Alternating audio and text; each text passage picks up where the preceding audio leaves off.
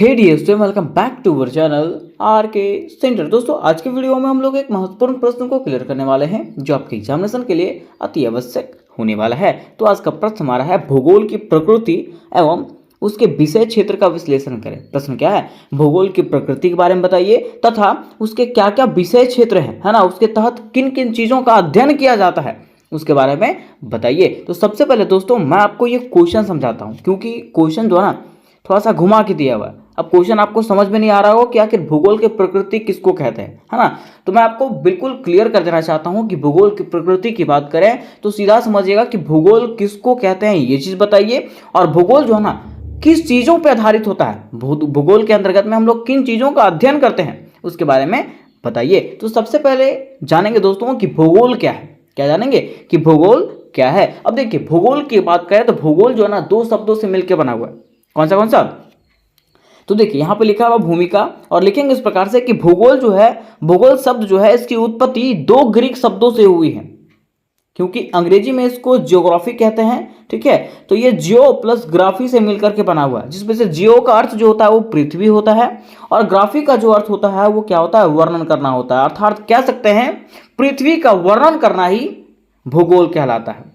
जिसमें से पृथ्वी के बारे में बताया जाता है, पृथ्वी का वर्णन किया जाता है, उसको हम लोग क्या कहते हैं, भूगोल कहते हैं। अब अगर मान लीजिए कोई आपको पूछेगा कि बाबू भूगोल किसको कहते हैं, तो आपको सीधा कहना है जिसमें हम लोग पृथ्वी का वर्णन किया जाता है, वैसा विषय जिसमें पृथ्वी का वर्णन किया जाता है उसको हम लोग क्या कहते हैं, भूगोल कहते हैं। क्या कहते हैं? भूगोल। ठीक है, अब देखिए आगे हम लोग लिखेंगे इस प्रकार से कि परंतु आधुनिक भूगोल जो है ना केवल पृथ्वी का वर्णन नहीं करता। देखिए यहाँ हम लोगों ने पढ़ा कि भूगोल क्या करता है, पृथ्वी का वर्णन करता है, लेकिन आधुनिक भूगोल जो है ना वो सिर्फ पृथ्वी का वर्णन नहीं करता है, बल्कि यह जो है ना पृथ्वी के सतह पर स्थित प्राकृतिक और मानवीय तत्वों का स्थानिक विश्लेषण करता है। मीन्स कह सकते हैं कि ये जो है ना पृथ्वी पर स्थित प्राकृतिक संपदा, मीन्स प्राकृतिक संसाधनों और मानवीय तत्वों का भी क्या करता है, मीन्स मनुष्यों का भी विश्लेषण करता है, उसके बारे में बताता है। कह रहा है कि और यह भी बताता है कि कैसे प्रकृति और मनुष्य एक दूसरे को प्रभावित करते हैं। ठीक है, उसके साथ साथ यह भी बताता है हमें कि प्रकृति और मनुष्य जो है ना किस प्रकार से एक दूसरे को प्रभावित करता है, किस प्रकार से एक दूसरे पे आश्रित रहता है। जैसे कि हम लोग जानते हैं हमारा जो पूरा पृथ्वी है वो एक जाल तंत्र में बंधा हुआ है। किसमें? जाल तंत्र में बंधा हुआ है। ठीक है, जैसे कि मान लीजिए हम लोग हैं तो हम लोग खाद पे आश्रित हैं। ठीक है, फिर अगर शेर की बात करें, शेर मतलब जंगली जानवरों की बात करें, ठीक है, तो वे जो है पेड़ पौधों पे तो नहीं, ठीक है, जीव जंतुओं पे आश्रित होते हैं, है ना। उसी प्रकार से ये जो है ना पूरा खाद्य श्रृंखला बना हुआ है।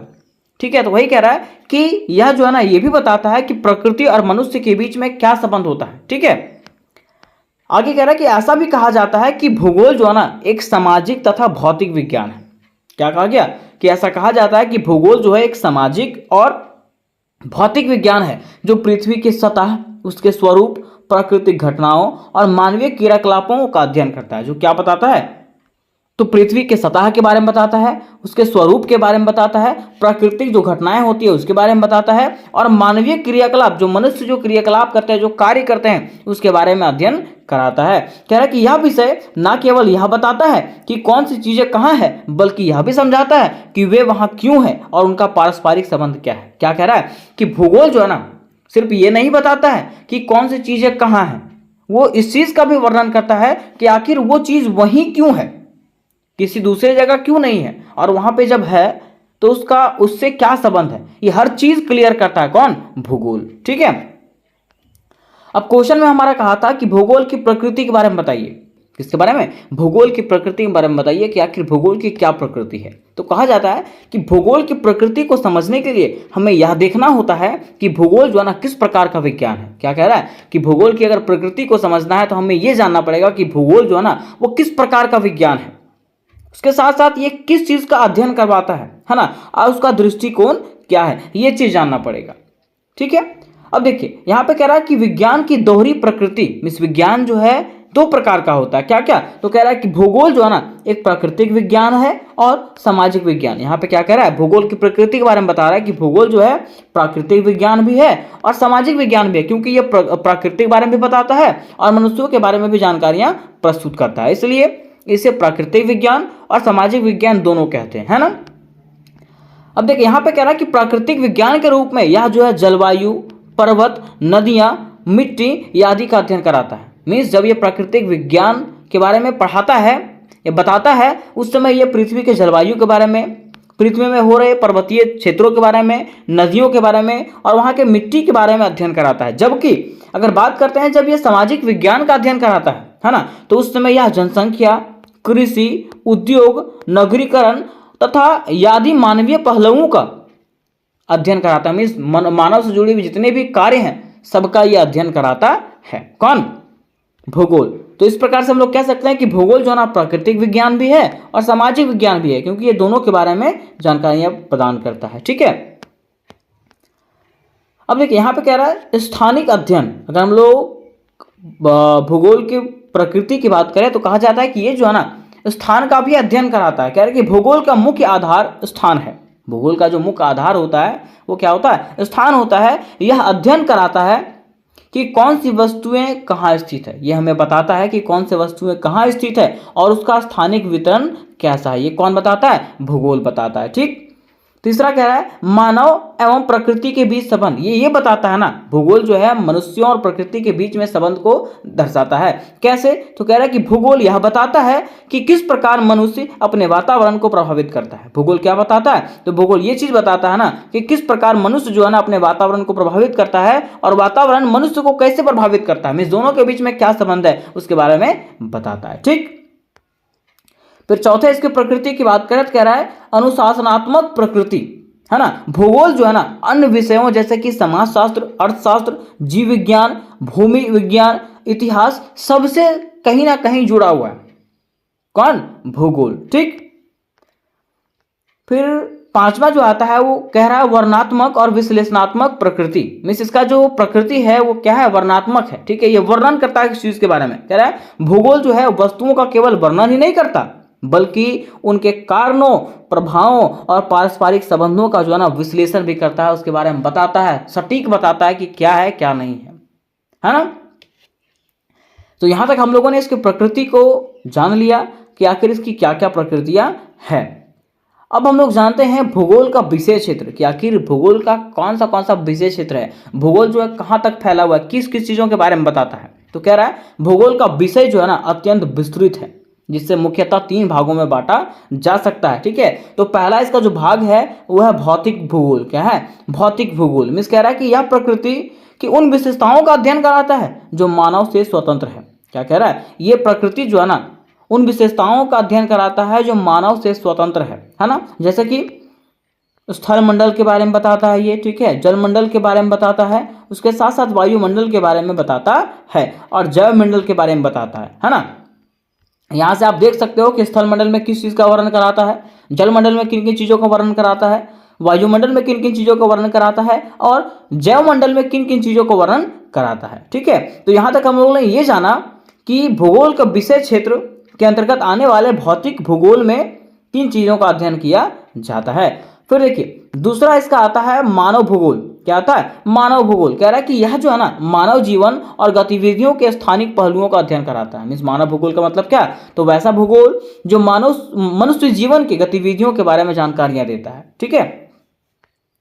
फिर तीसरा हमारा आता है क्षेत्रीय भूगोल। क्या आता है? क्षेत्रीय भूगोल। मीन्स कह रहा है कि यह जो है ना विशेष क्षेत्र जैसा कि भारत हो गया, झारखंड हो गया, बिहार हो गया, है ना, ये सब का क्या कराता है? अध्ययन कराता है। और यह जो है भौतिक और मानव दोनों पहलुओं को जोड़ करके क्षेत्रीय विशेषताओं को स्पष्ट करता है। ठीक है, और ये क्या करता है? भौतिक मीन्स वहाँ का जो प्रकृति है, ठीक है, और वहाँ का जो मानव जो पहलू है, ठीक है, सबको जोड़ करके जो है उसका वर्णन करता है। कौन?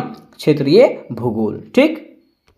अब नेक्स्ट पॉइंट हम लोग बनाएंगे आधुनिक भूगोल की प्रवृत्तियां कि आखिर आधुनिक भूगोल जो है अभी जो भूगोल है ना, उसकी क्या क्या प्रवृत्तियां हैं। तो कह रहा है कि अभी का जो भूगोल है वो तकनीकी उपकरणों का प्रयोग कर रहा है। तकनीकी उपयोग मतलब है कि नया नया चीज़ों का उपयोग कर रहा है, नया नया मशीनीकरण का उपयोग कर रहा है, जैसे कि GIS, GPS, रिमोट सेंसिंग, है ना, इन सब चीज़ों का उपयोग कर रहा है और पृथ्वी के बारे में, मनुष्य के बारे में, प्रकृति के बारे में जानकारियां इकट्ठा कर रहा है। दूसरा कह रहा है कि ये जो है ना पर्यावरणीय मुद्दों पर ध्यान देता है, जैसे कि जलवायु परिवर्तन, प्रदूषण, है ना, इन चीज़ों पे ये ध्यान देता है।